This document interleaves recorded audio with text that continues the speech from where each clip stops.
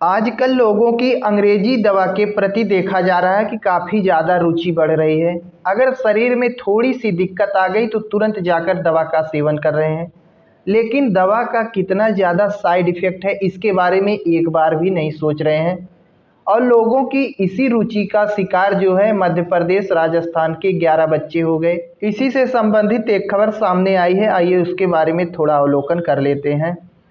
केंद्रीय स्वास्थ्य मंत्रालय ने कफ सिरप पीने से हो रही बच्चों की मौत के मामले को संज्ञान में लेते हुए सभी राज्यों और केंद्र शासित प्रदेशों को निर्देश जारी करते हुए कहा, 2 वर्ष से कम आयु के बच्चों को खांसी और सर्दी की दवाएं ना दी जाएं।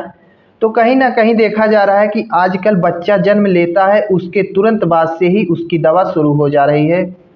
लोगों की इस प्रकार से दवा में विश्वास बढ़ गया है, दवा के प्रति लोगों की रुचि बढ़ गई है कि बच्चा जन्म लेता है उसके तुरंत बाद से ही उसकी लगातार दवा शुरू।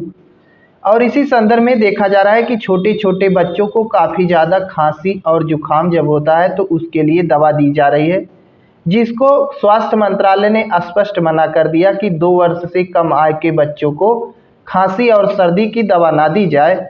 दरअसल मध्य प्रदेश और राजस्थान में कफ सिरप पीने से 11 बच्चों की मौत हो गई, जिसके बाद मंत्रालय को इस प्रकार का निर्देश जारी करना पड़ा।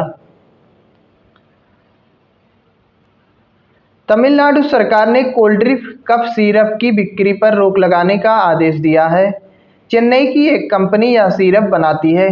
Cold drink cough syrup Chennai की एक कंपनी बनाती है, जिसे तमिलनाडु सरकार ने बिक्री करने पर रोक लगा दी है।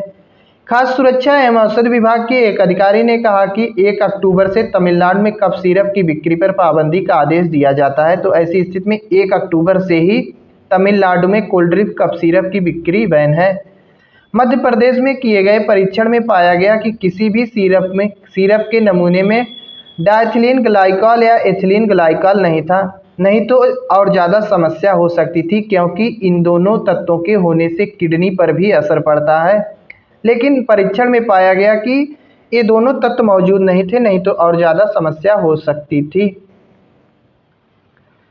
स्वास्थ्य मंत्रालय ने कहा, बच्चों में गंभीर खांसी की बीमारियां अधिकतर स्वतः ही ठीक हो जाती हैं, तो ऐसी स्थिति में हमेशा दवाई का प्रयोग करना ठीक नहीं है। जैसा कि हमने पहले ही बताया कि अगर लोगों में आजकल थोड़ी सी समस्या हो रही तो तुरंत दवा का सेवन कर रहे हैं। तो वही बात स्वास्थ्य मंत्रालय कह रहा है कि बच्चों की खांसी जो होती है वह स्वतः ही ठीक हो जाती है, तो इस प्रकार फालतू में दवा का प्रयोग करना ठीक नहीं है।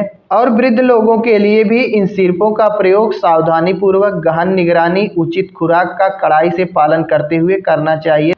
तो ऐसी स्थिति में माना जाता है कि खांसी और जुखाम के लिए जो सिरप मार्केट में उपलब्ध है वह काफ़ी ज़्यादा हार्ड होता है, और छोटे छोटे बच्चे हों या फिर वृद्ध लोग हों तो इनका प्रतिरक्षा तंत्र हल्का होता है, उतना मजबूत नहीं होता है, जिससे इन लोगों को दिक्कत का भी सामना करना पड़ सकता है।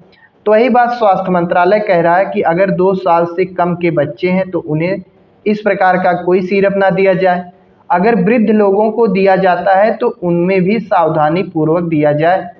तो ऐसी स्थिति में इन लोगों का प्रतिरक्षा तंत्र कमज़ोर होता है, जिसके कारण इस प्रकार के सिरप का प्रयोग करने से कभी कभी इन लोगों की मौत हो जाती है। मध्य प्रदेश, राजस्थान में देखा गया कि 11 छोटे छोटे बच्चों की मौत भी हो गई है। बाकी ज़्यादा दवा का सेवन करने को लेकर आप लोगों की क्या राय है? बाकी हम तो यही कहेंगे कि दवा का कम से कम प्रयोग किया जाए, क्योंकि दवा अगर एक बीमारी ठीक कर रही तो कहीं ना कहीं अंदर जाकर वह कई बीमारियों को प्रोत्साहित भी करती है, आपके अंग को नुकसान करने का काम करती है। बहुत इमरजेंसी हो तभी दवा का सेवन किया जाए।